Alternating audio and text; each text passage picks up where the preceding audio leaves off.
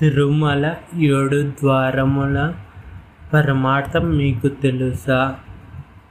నాకు తెలిసిన జ్ఞానంతో కొద్దిగా చెప్తున్నాను ఫ్రెండ్స్, వినండి ప్లీజ్.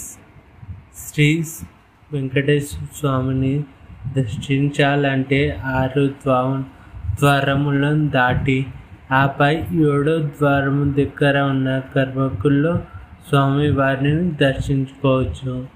దాని పరమార్థం ఏమిటంటే, మనలో ఉండే బ్రహ్మనాడిలో 7 కేంద్రాలు ఉంటాయి.